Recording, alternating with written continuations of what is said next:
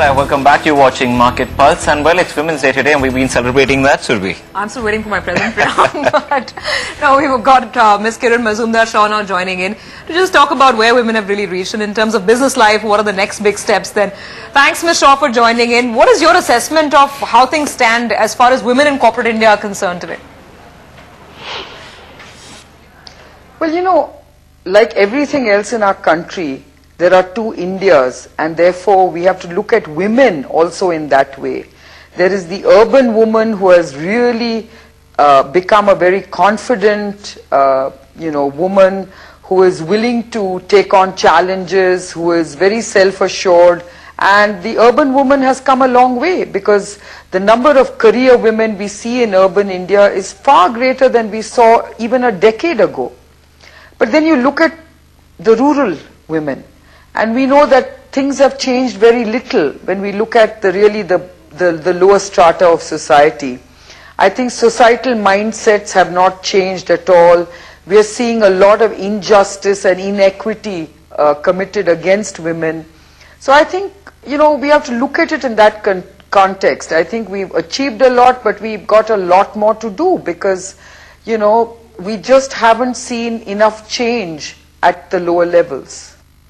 When it comes to working life and the corporate class, I know a lot has changed over the last 10-15 years, Ms. Shaw, but has that glass ceiling really been broken, you think? Are we talking about real leadership roles for women now?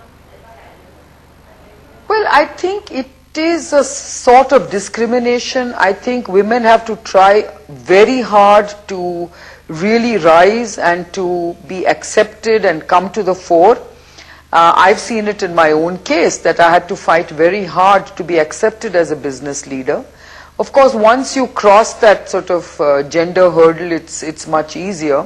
And I think every one of the strong women that you see in our country, in our society, has gone through this challenge. I think we aren't given as many opportunities as men are given in whether it be politics, whether it be business, whether it be careers.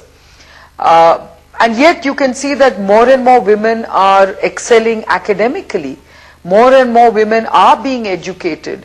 So somewhere I think you are going to reach critical mass, and hopefully that will be the breaking point where women then no longer have to beg for reservation or special privileges.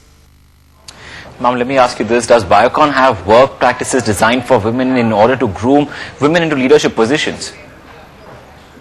You know what we have done at Biocon, and as a woman business leader, I have felt that the one way of empowering women is to create an environment, a working environment, which is very equitable for men and women. And most importantly, it is about men respecting their fellow female colleagues. I think that's what I've really focused on.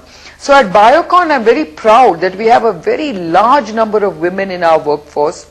And what is most important is that, we have created an environment where women are very well respected. They really work shoulder to shoulder with their male colleagues. I think that's what I've really focused on. I don't want there to be anything very special for women. I want men to realize that women are equals. That's what I've focused on a lot in Biocon, and I'm very proud that we've had some, very, very good results in terms of doing that.